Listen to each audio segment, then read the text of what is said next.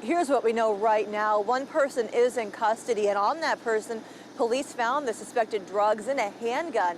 And this is the area where it all began last night, just after 9 at the corner of Choteau and Compton. When police tried to stop the vehicle, the driver took off. Officers caught up with them at Lafayette and Broadway.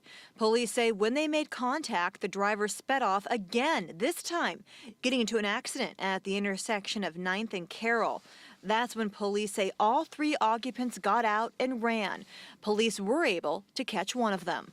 People shouldn't, they should just leave them drugs alone. No, I don't fool with drugs. I never have. Police also found a stolen handgun on scene. They continue to investigate.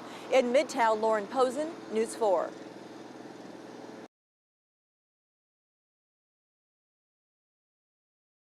As he prepares to coach what will likely be his final game as a college football coach, Gary Pinkel says he remains focused on the immediate task at hand, and that is trying to find a way to beat Arkansas on Friday rather than dwell on his pending retirement. Pinkel did say he feels somewhat uncomfortable about how things ended Saturday night in the loss to Tennessee.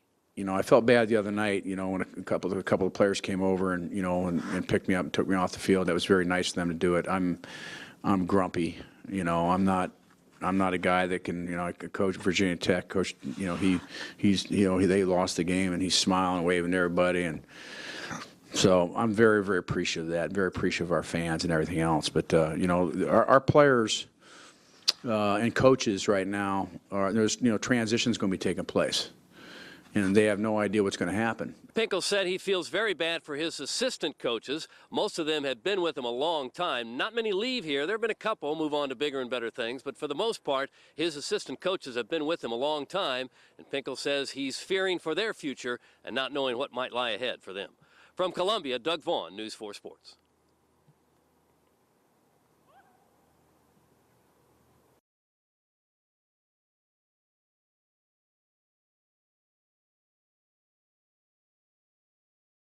As far as home field advantages go, the Packers have one of the best in the NFL here at Lambeau Field. Today's win over the Rams pushes their unbeaten streak at home to 12 games, an accomplishment the Rams couldn't prevent. I'm sure we're going to look at things and say there's some really good things. Yes, we got a run game going, and our defense played okay, but no, our defense gave up 2 touchdown passes, and so that's not okay by me. But disappointed, you know, we just couldn't stay in it. We're a good team. Yeah, we're 2-3. But I really feel like we're a good team. So I'm going to take the positive out of this. Hope everybody else does and come back stronger after the bye. Yeah, I mean, I felt like we done a great job today. We was definitely on the field a lot more than we was the previous week. But, you know, we just got to be consistent, like you said, and finish, you know, put some points on the board, whether it's a field goal or something. You know, we got to get points on the board. After making strides offensively last week against Arizona, the Packers made things ugly for the Rams this week, forcing quarterback Nick Foles into 4 interceptions. You know, those turnovers really cost us, but I'll continue to learn from it. That's part of it. This is the tough part of it. You look at it, what you could have done, the decision-making, the ball, stuff like that, and you move forward. I asked head coach Jeff Fisher to evaluate his quarterback's performance. Doing the best you can right now, and a couple balls were tipped, and I'm sure there's some other balls that he would have liked to make different decisions with, but you know, we're still young in the system, and you know, we'll get it cleaned up. Give me one of the bright spots for today. What do you take away as positive? You know, our young offensive line, despite the fact that we lost Roger early, they battled against the defensive front, which is a good defensive front. We ran the ball pretty well. So we just have to take advantage of our ability now in the last 2 games, which is clear and present on tape, that we could start throwing the ball and take advantage of that. Todd Gurley again proves his worth to this offense. What do you have to say about his performance? Well, that's why we drafted him. You know, it's pretty impressive. So, you know, back-to-back weeks is pretty impressive with the numbers he's put up. Like I said, against 2 very good defenses. How do you move forward to get ready for Cleveland? We're going to regroup here, recharge, restore during the bye week. Okay, and we won't address Cleveland until we don't ordinarily do that until the week of. So we're just going to work on some things that need to get better at. The Rams head into their bye week with a 2-3 record. They return to action at home on October 25th against the Cleveland Browns. Reporting in Green Bay, I'm Mike Colombo, News 4.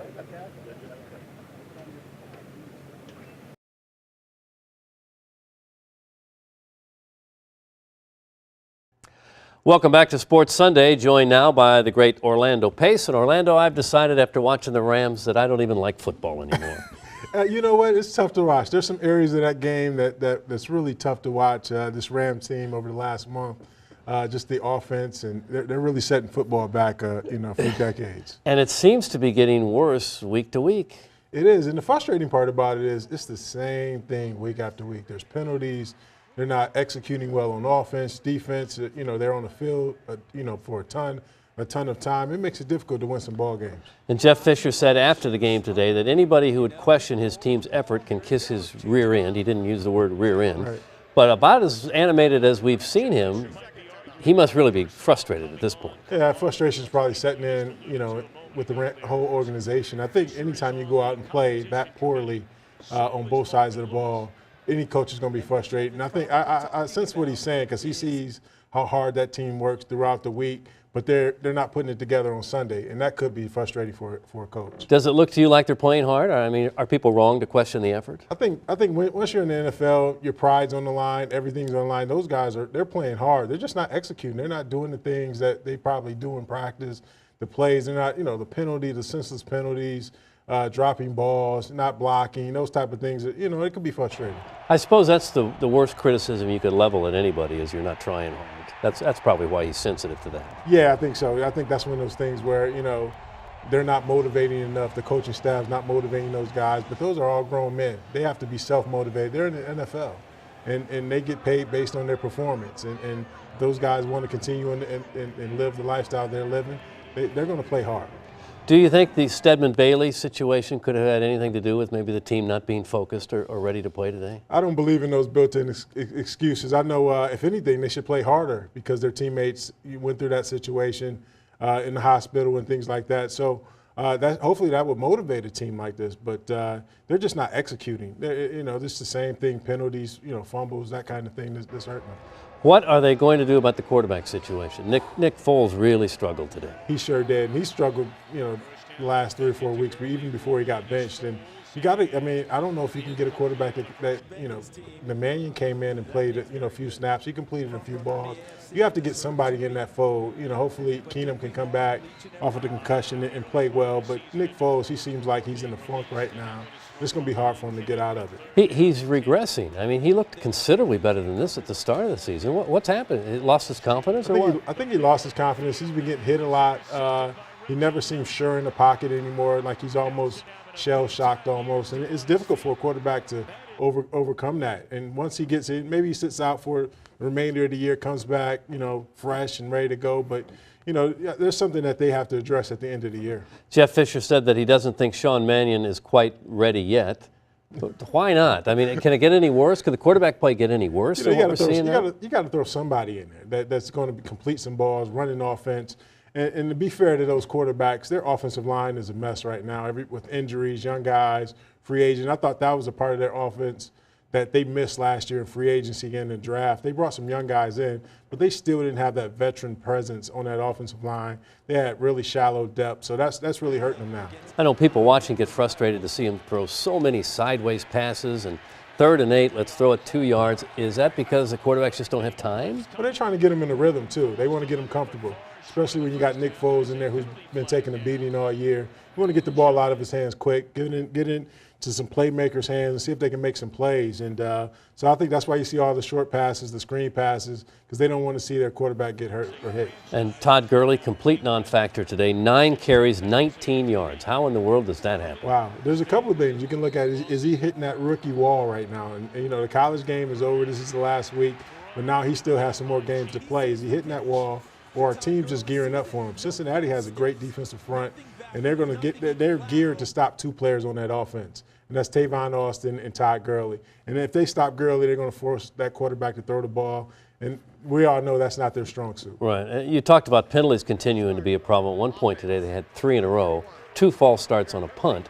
Is that coaching, or is that just players who aren't focused? You know what? It's players that's not focused, but ultimately you got to look at the coach, because week in and week out, they're doing the same exact thing. So I don't know if the coaching is reaching those players. They're a young team, and sometimes young players tend to tune coaches out at this time of the year because they're a little fatigued. But, you know, those guys got to get focused and get ready to play. They're professional athletes. 5 more games left on the schedule. How do you think they finish out? Do they just crumble, or can they get it turned around and make it interesting? I don't know. They've been regressing, like you said, for the past 3 or 4 weeks, and they're not looking good. And that quarterback situation is something, you know, to take note of. Who's going to start? Who's going to play well? Can you get somebody to play well? And then can Todd Gurley finish off strong? I guess there is some good news. You've made it as a semifinalist for the NFL Hall of Fame voting. Congratulations for that. Well, thank you. You think this might be the year? I don't know. I hope so. You know, it's one of those processes to be named with some of the great players that's ever played the game. I just take it all in stride and enjoy this process, and whatever happens at the end, you know, will happen. I suppose you wouldn't be nervous if you didn't worry about it and talk to people and see what they think. Well, you know what? The funny thing, your family's so invested in it, so everybody wants you to make it, family and friends and things like that. So you just try to stay away from that conversation and see what happens when the selection process. Kurt Warner, Isaac Bruce, Torrey Holt are also all semifinalists. You think all 4 of you will get in eventually? I think so. I think everybody, you know, we had a great run here in St. Louis, the greatest show on turf. Kurt Warner, his story is probably the greatest, one of the greatest in NFL history. Isaac and Torrey, their stats speak for themselves, and I was just a part of all that team and kind of help it, you know, the glue that kind of kept everything together. So. Well, good luck to you. Hopefully all 4 of you can get in. We could use some good news around here with the Rams, couldn't we? We sure can. All right, Orlando Pace, thank you very much. And again, good luck with the Hall of Fame voting. Still to come, a major free agent signing today in baseball. That's coming up. Stay with us.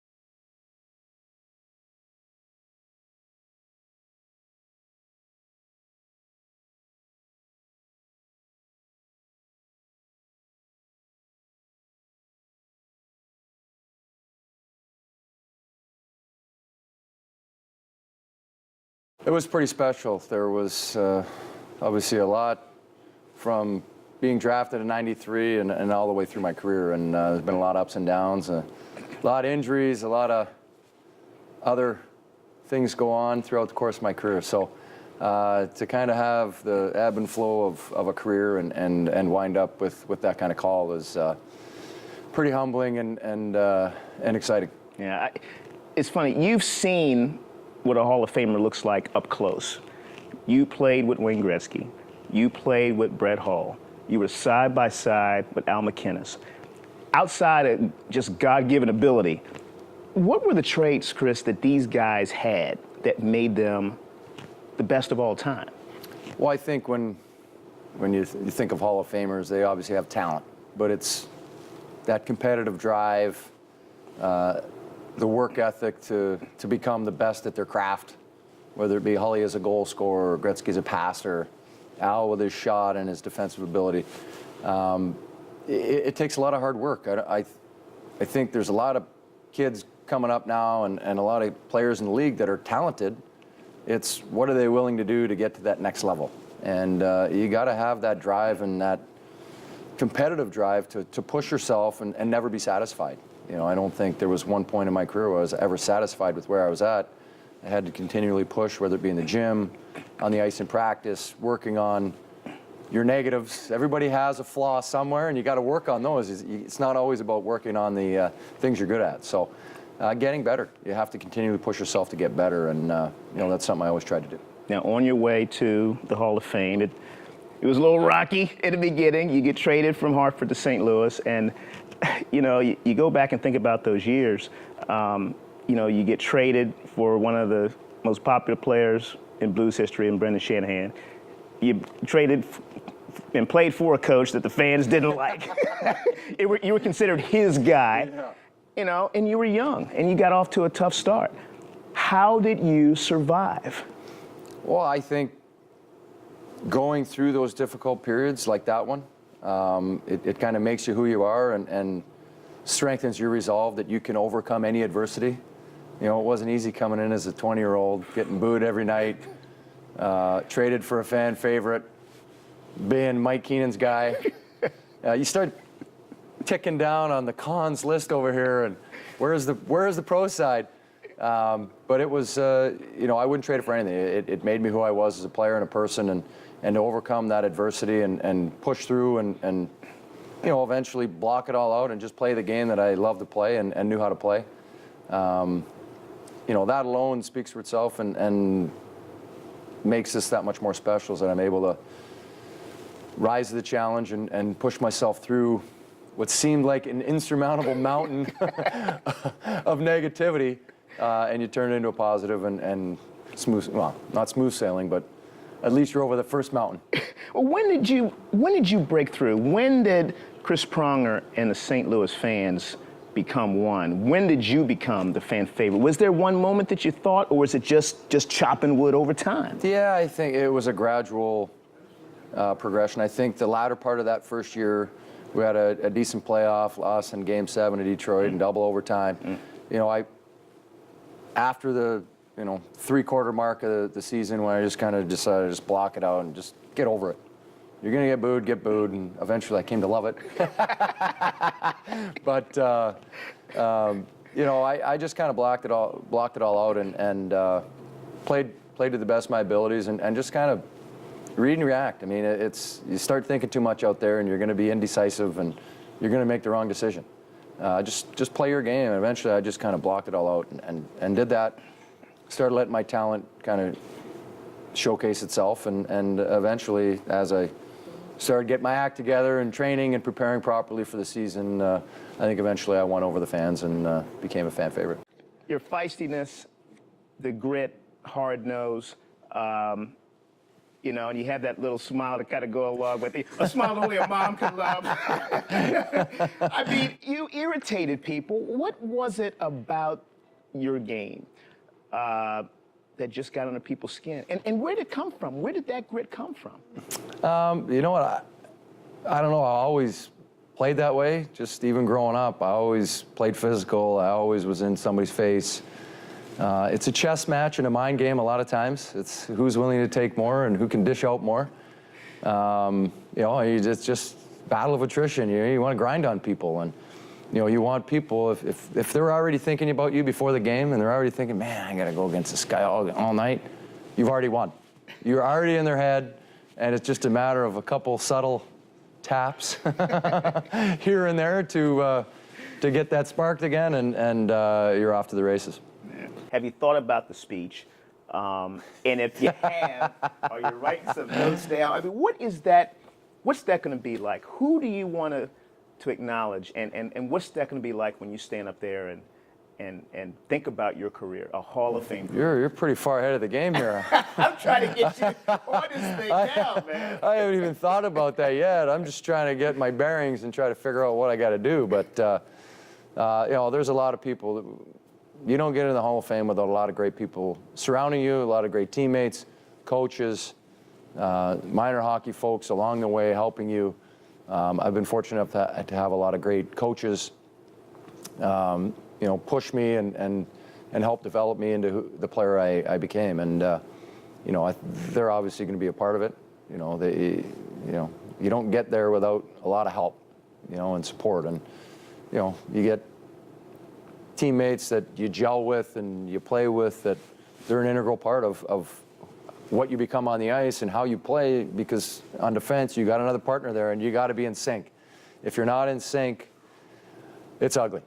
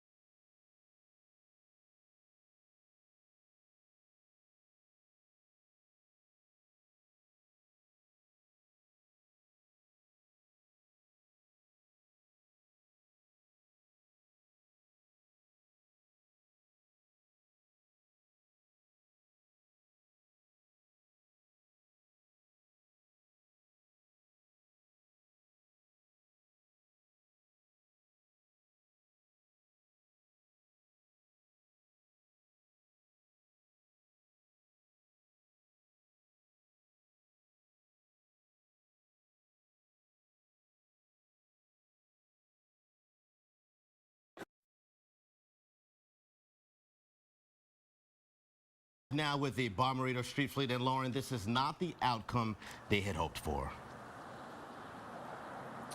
It is not, you guys. You know, I met little Carson Swire's extended family just about 2 years ago. They asked to meet me out here tonight at his gravesite. They come out here often. They put out decorations on his grave, try to carry on his memory. But they are upset not just about his death, but about the sentence that his mother received for her part in his death. Now,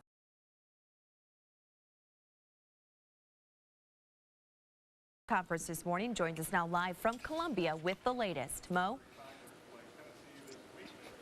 Yeah, Claire, you mentioned it. Emotion, not a dry eye in the house here at Mizzou Arena. And keep in mind, there's still 2 games left to go in Mizzou's season. Saturday, they have the final home game of the season. They'll take on Tennessee, and of course, next week, a game with Arkansas. But today was really a celebration for the career and the life of the winningest coach in Mizzou history, and that is Gary Pinkel. And today